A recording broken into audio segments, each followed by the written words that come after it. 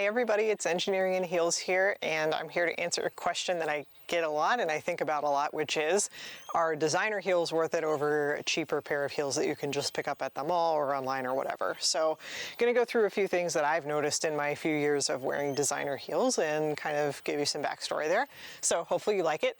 When I first started wearing heels, I wore just fast fashion heels from places like Aldo or like Macy's, you know, brands like Jessica Simpson. So I tried to pick the best brands for like the buck that I could.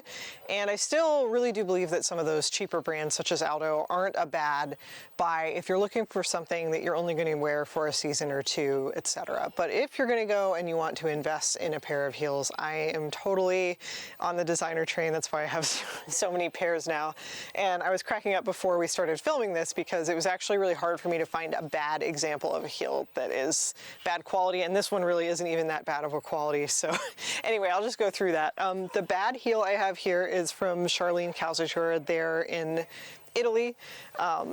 They actually aren't super cheap. I think these were still like $100, so they're not super duper cheap. But I just kind of wanted to go over some things in the construction of this heel that are different than this Louboutin Socate that I'm holding. So for the Charlene, and you'll see this in a ton of cheaper heels, is this seam. And you'll see it in designer heels too, not just cheap places do it. But the cheaper the shoe, usually the worse the seam is. So this seam actually has a huge kind of lip on it in comparison to what a designer seam would. That gives me blisters. So that's definitely something that you kind of want to look into when you are purchasing a cheaper heel. Some other things about cheaper heels that you'll notice, the way that they've glued kind of this insert in, you can see that there's a lot of ridges in here. It's not smooth. It's kind of just covering up some not great construction underneath. So that's something else that you can kind of tell as far as, you know, it feels, it's lighter weight in construction and not in a good way. The materials just kind of seem a little less premium, I guess I'd say. Some of the other things that you'll notice, and they don't do this, but you'll see it in some other heels, is sometimes the back heel, the heel that they actually attach on, is really, really crooked. I've seen it in tons of pairs of shoes where one heel will be like glued on or screwed on a little bit crooked. So it's just something else that you want to look for. So those are some things about a kind of a less expensive heel that you may see. So another thing that you'll see is the stitching a lot of times is really uneven. These, again, they've done a really great job on this heel. There's nothing too crazy to talk about, but just bad stitching, you know, not as good of materials, poor construction for sure. You'll see the poor construction a lot. So those are kind of some of the things that you can watch out for. Another thing I'm going to talk about while I show you this good shoe is sometimes the cheaper heels have no nude colored insert in here. So you'll see a cheaper heel that's black on the outside and black on the inside. That is going to dye your foot if your foot gets any moisture on it, which mine usually does. By the end of a long day in heels, my feet are usually a little bit sweaty, and the dye will just kind of seep out onto your feet. It is the worst thing ever, and I've only ever had it happen in cheap heels. And the only designer pair that I can think of that I have that it happens on is a Cassaday pair that is black on the outside and black on the inside. So that's definitely kind of a hallmark of a more expensive shoe, is that you'll have this nude leather insert. So there's actually like 2 or even more layers of leather. Some other things that you'll notice in the construction of this shoe is that the stitching is so tiny you can barely even see it. So it's just super detailed, usually very accurate. There's usually nothing wrong in the construction of the shoe. So that's something else. And, you know, let's say you get one that does have a defect, you're much more likely to get the manufacturer to, you know, stand behind it if it's a designer. Something else I want to point out is the leather. The leather quality in designer heels for me has always been better. So I wear my heels to work enough that I was really like busting through cheaper pair of heels very, very quickly because I was just stretching the leather out too much or it wouldn't form to my foot. Designer leather is usually just way higher quality, it's thicker, and it takes a lot longer to mold your foot to it. So it can kind of be a pain during the break-in, but you will definitely notice in the long run that it's still conforming to your foot. And I brought these out because you can kind of see, I mean, it's kind of hard to tell, but you can see that it's molded to my feet. If you ran your finger over the edge here, you would actually feel where my toes have kind of molded the leather into a, you know, made for me shoe. So that's something else about designer heels. The other good thing about designer heels is that they are usually constructed so well that, let's say you do kind of wear through your sole a little bit, or, you know, obviously you're going to wear through the tip.